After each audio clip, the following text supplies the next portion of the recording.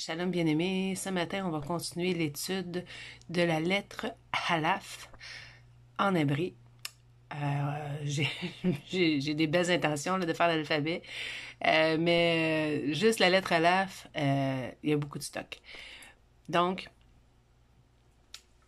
je vais faire seulement un mot ce matin, parce que l'autre fois j'en ai fait plusieurs, et la mémoire étant une faculté qui peut oublier, si je le fais comme une journée ou deux plus tard, je me souviens pas de ce que j'avais dans mon cœur de vous partager. Hein? Donne-nous notre pain quotidien. Le pain quotidien, c'est pas pour rien. C'est probablement parce qu'on oublie. Donc, on va voir le mot Habad. Ensemble, on a vu la racine Hab, hein, qui était un père, un aïeul. Peut-être qu'on peut y aller pour ceux qui vont écouter pour la première fois. OK? On va faire au moins la racine. Hab, on a vu que c'était un père, un aïeul, ça pouvait être un ancêtre, un patriarche, le père d'une race, d'une classe, un inventeur, un maître, un chef, un fruit. Ensemble, on a vu que la racine Hab, on l'a-tu mis ici? Peut-être on l'a mis là. Ouais. La racine Hab, c'est l'activité intérieure. OK? La puissance intérieure, ce qui bouge à l'intérieur. Le Halaf, on a, je pourrais l'ajouter, ça, activité, dans la symbolique du Halaf, je ne l'avais pas écrit. Une cause productive, la volonté efficiente, le mouvement déterminant, une force générative, la fructification, la paternité, le désir d'avoir un père, un fruit. Fait qu'on essaie de retenir ça. Puis, si vous voyez d'autres façons qu'on pourrait lire le mot Abad, qu'on va aller voir, ben vous allez pouvoir, vous pouvez même me l'écrire parce que j'ai pas toute la science infuse, tu comprends? On est un corps et c'est ensemble qu'on va pouvoir trouver l'essence de ce que Père veut nous dire quand il nous parle dans ses Écritures. Parce que de toute façon, c'est par son souffle, c'est ce qui nous révèle. Puis hier, je ressentais qu'il voulait vraiment me conduire vers ce mot-là. Et on va aller voir dans le lexique, dans le dictionnaire, c'est ça qu'il disait. C'était se perdre, être perdu, s'égarer, errer, cesser d'être, disparaître, mourir, périr, destruction et malheur. Ça, c'est le dictionnaire plus ancien. Dans un lexique, OK, je sais qu'il y en a qui n'aiment pas les lexiques, c'est périr, être détruit, être exterminé, tuer, jugement divin qui amène la mort, s'évanouir, être détruit. Bon. Pourquoi qu'on va regarder ce mot-là? On va voir que parfois, la lettre symbolise quelque chose de, dans le fond, positif et aussi négatif. Parce que dans ce cas-ci, on parle de se perdre, être perdu, s'égarer. Et on va voir que le halap, le bait, on a vu tantôt, ça pouvait être une activité, OK? Ça peut être aussi l'unité. Fait que là, cette fois-ci, je suis allée plus pour la symbolique de l'unité, vous allez comprendre, parce que le bait comprend aussi, parle de l'intérieur, mais c'est aussi symbolique du corps, du temple. Tu sais, quand Yahushua dit, Paul dit, nous sommes le temple, la maison du souffle de Père. Donc, ça peut représenter aussi le corps physique. Le dalat représente une porte, un chemin. Donc, une porte peut soit nous inclure dans un endroit ou nous exclure, dans le sens qu'on est à l'intérieur ou on est à l'extérieur. Puis, là, vous allez voir, moi, je l'ai interprété comme ça. C'est l'unité du corps qui est, dans le fond, elle est séparée. Puis on va aller voir ensemble pourquoi. Si on va voir la racine bad, bad boy. On connaît quelqu'un qui a dit qu'il pourrait être de même ici au Québec. A bad boy. Hein, mais les bad boys peuvent changer. Donc, Beit Dalat, qui caractérise, excusez, je viens de me lever il n'y a pas si longtemps, tout objet distinct et seul, s'étant contracté avec la symbolique de l'activité intérieure. OK? On a dit, Halap Beit peut être l'activité intérieure, compose cette racine d'où découlent les idées de séparation, ce que je vous disais, d'isolement, de solitude, d'individualité, d'existence particulière, dans le sens où tu fais tes affaires tout seul. De l'idée de séparation naît celle d'ouverture. De là, le sens d'ouvrir la bouche qui s'attache à cette racine, babiller, bavarder, badiner en parole, de habler, de mentir. Mais là, je ne regarderai pas cette partie-là. On va regarder plus celle-là aujourd'hui. On va aller voir aussi la racine had. Halap, dalat. Parce que souvent, un mot à 3 lettres, c'est vraiment spécial parce que ça se tient toujours l'abri. Puis la lettre du milieu va venir donner du sens à la racine. Donc, on dit had, cette racine composée des signes de la puissance, ok, le halap, et de la divisibilité physique. C'est ça que j'ai écrit tantôt, là. La divisibilité physique. Indique tout objet distinct, seul, extrait de la multitude. Tout ce qui émane d'une chose, la puissance de la division, l'unité relative, une émanation, un tison fumant. On va aller voir des versets qui nous parlent qu'il y a le mot habad. Toute personne qui ne s'humiliera pas ce jour-là sera, je veux qu'on retienne, retranchée de son peuple. Toute personne qui fera ce jour-là un ouvrage quelconque, je la détruirai. Et c'est là que, du milieu de son peuple. Si on regarde la racine habad, est-ce que c'était vraiment le mot détruirait? On ne le saura pas. Mais on voit que, en tout cas, c'est une séparation du père. OK? Si le dalat représente l'inclusion, l'exclusion, ici, dans ce cas-là, c'est que hab, on sait que c'est le père, et en même temps, on sait que halab, c'est le père, baïd, c'est le fils, et dalat, dans ce cas-ci, veut dire séparé. Donc, le mot habad veut dire séparé du Père ou de l'unité, séparé, parce que Père, il dit qu'il est un et il symbolise aussi l'unité. Le Père et le Fils sont un et nous sommes un avec le Père. Donc, c'est séparé de la puissance ou séparé de... Comme on disait, c'est la force intérieure, l'activité intérieure. Donc, si tu es séparé de l'activité intérieure, tu es mort. Pendant que je vous parle, je pense à Adam et à Koua, où le Père a dit, si vous touchez à l'arbre du fruit de la connaissance, vous mourrez. Mais ils ne sont pas morts physiquement, mais ils sont morts spirituellement.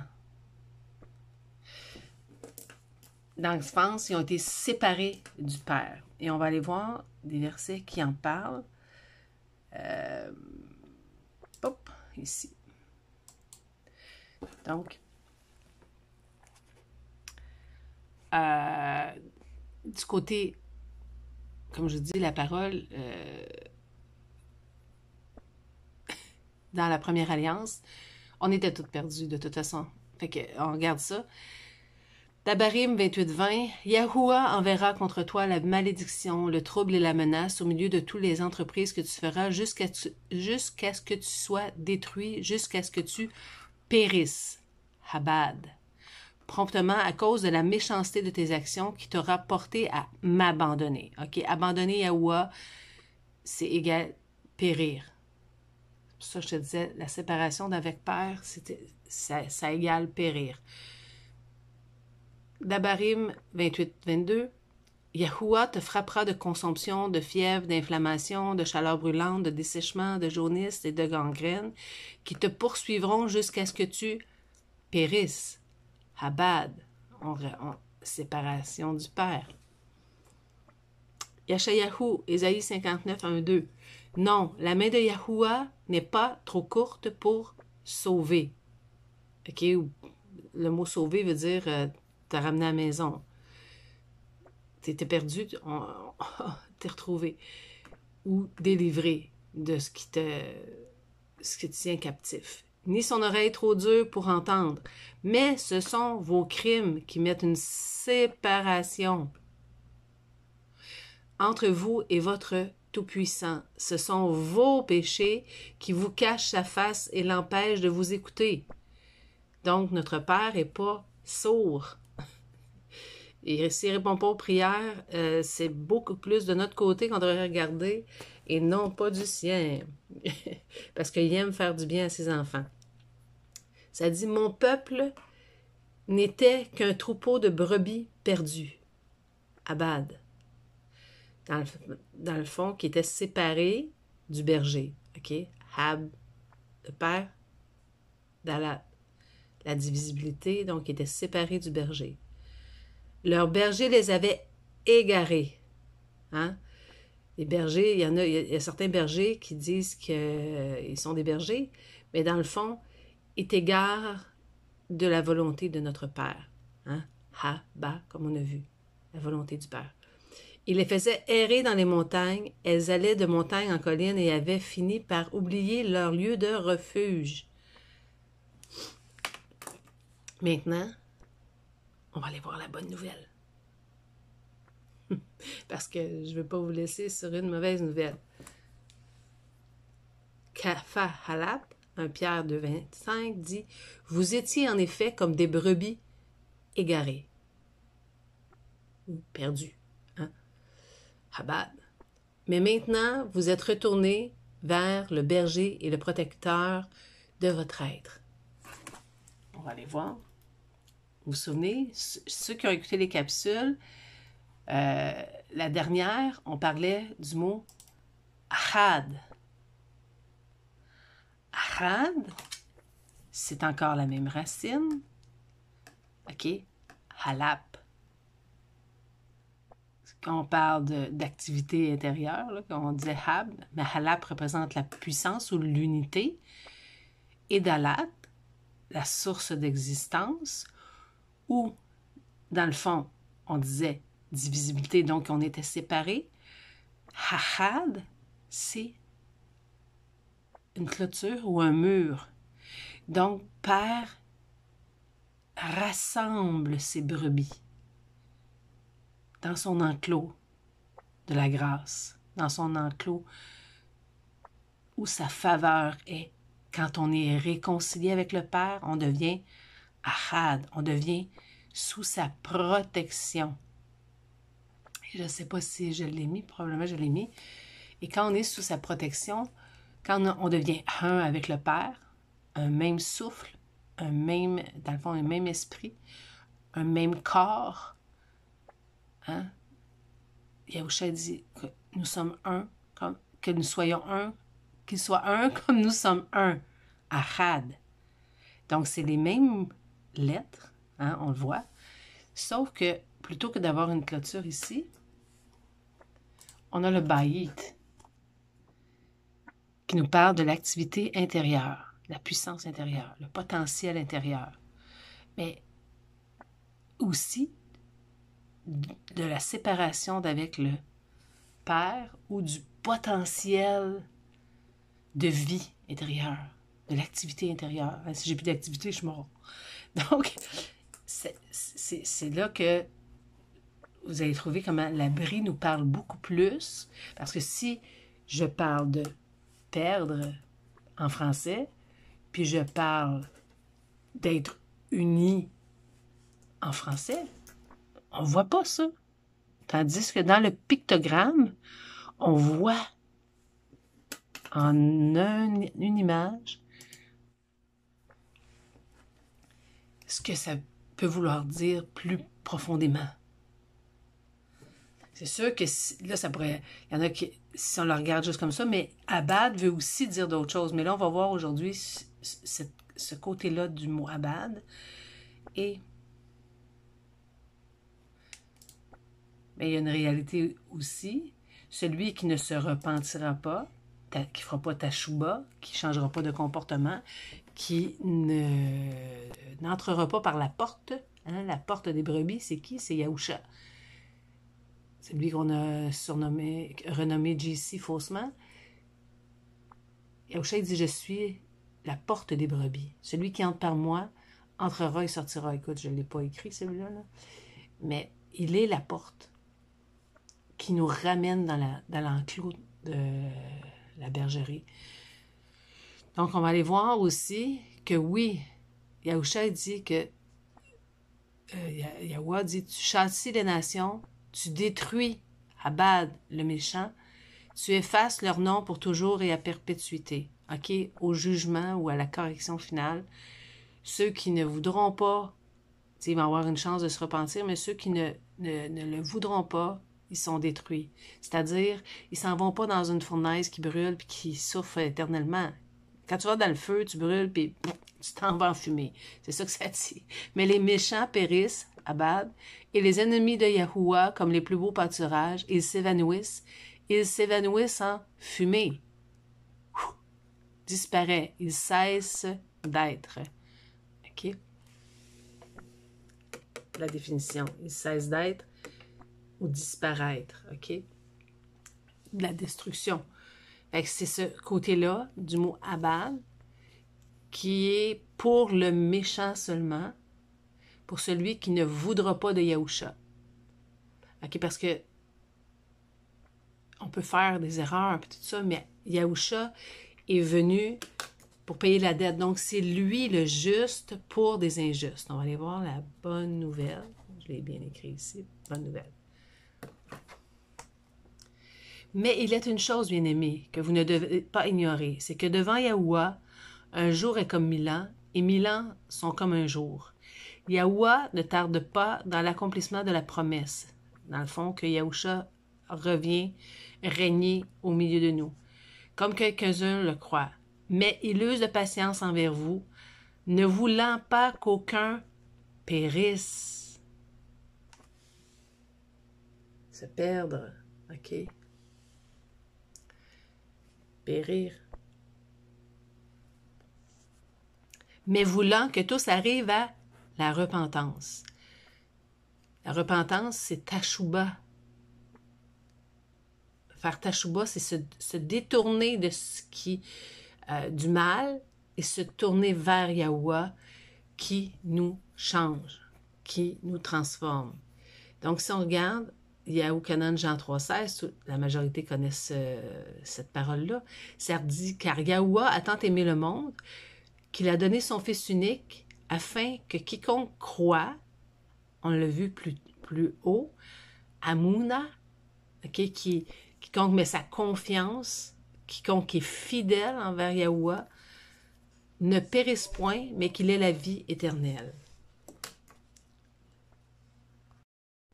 Un autre verset, celui qui croit en lui, on parle de Yahuwah par Yahusha, hein, Yahou, je suis, qui est, Yahou, je suis, qui délivre. Yad, Usha veut dire délivrance, le bras qui délivre. N'est point jugé, mais celui qui ne croit pas est déjà jugé. Tu comprends? Celui qui croit en Yahusha n'est point jugé ou corrigé, mais celui qui ne croit pas est déjà jugé, parce qu'il n'a pas cru au nom du Fils unique de Yahuwah, qui seul peut te sauver ou te ramener dans la bergerie. On va aller voir. Romains 8, 35, 39. Qui nous séparera de l'amour de Yahuwah? Sera-ce la tribulation, l'angoisse, ou la persécution, ou la faim, ou la nudité, ou le péril, ou l'épée? Paul nous donne la réponse. Car j'ai l'assurance que ni la mort,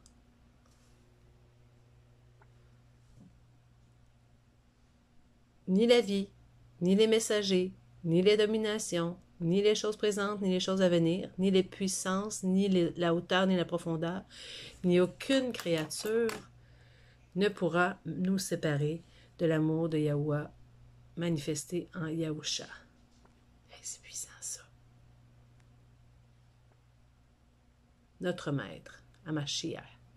Mashiach, c'est le terme abri pour messager, ouin prophétique. Okay? Si vous entendez ça, Mashiach, dans le fond, c'est le terme pour Christ, okay? Parce que Christ, c'est une invention humaine. Le vrai terme, c'est Mashiach. Et c'est qui veut dire le ouin ou le messager, le Messie. Mais le nom de notre maître, c'est pas Mashiach, c'est Yahusha. 1 Corinthiens 12, 13. Nous avons tous, en effet, été immergés dans un seul souffle. Esprit, c'est le souffle. Pour former un seul corps. Quand je disais que le bête représente aussi le corps.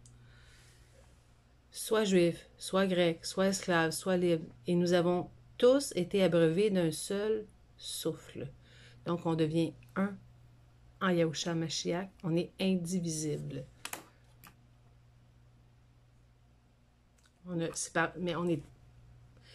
Parce que c'est plus par notre corps, mais maintenant par notre souffle qu'on est sauvé. Donc, si on regarde Mattityahu 18, 14, de même, ce n'est pas la volonté de votre Père qui est dans les cieux qu'il se perde un seul de ses petits. Père, c'est pas sa volonté qu'on soit perdu, c'est vraiment son cœur de ramener tous les brebis dans la bergerie. Mais, tristement, ils ne rentreront pas tous, mais c'est son cœur. 1 Corinthiens 12, 20. Maintenant donc, il y a plusieurs membres et un seul corps. Yahusha. Ahad. OK? C'est ça la différence entre Ahad et Habad. Habad, c'est séparé. Ahad, c'est uni. Je l'ai terminé avec une belle parabole. Dans Luc 15, 1 à 7, tous les collecteurs d'impôts et les pécheurs s'approchaient de Yahusha pour l'écouter. Mais les pharisiens et les spécialistes de la loi, on en a encore aujourd'hui des spécialistes de la Torah qui, pour avoir raison, ils sont prêts à tuer une brebis, murmuraient disant « Cet homme accueille des pécheurs. » Je veux que vous retenez ça. Cet homme accueille des pécheurs. Il mange avec eux. Il n'avait pas peur de s'approcher des gens de mauvaise vie. Alors il leur dit cette parabole. Si l'un de vous a 100 brebis et qu'il en perde une, Abad, ne laisse-t-il pas, les 99 autres dans le désert pour aller à la recherche de celle qui est perdue, jusqu'à ce qu'il la retrouve. Lorsqu'il l'a retrouvée, il la met avec joie sur ses épaules et de retour à la maison, il appelle ses amis et ses voisins et leur dit hey, « C'est-tu pas beau ça? Réjouissez-vous. » Voyons, j'ai perdu mon... OK. « Réjouissez-vous avec moi, car j'ai retrouvé ma brebis qui était perdue. De même, je vous le dis, il y a plus de joie dans le ciel, dans le Shamaïm, pour un seul pécheur qui se repent, qui fait Tashouba. Tashouba, qui fait retour. La repentance, c'est le retour à Yahuwah.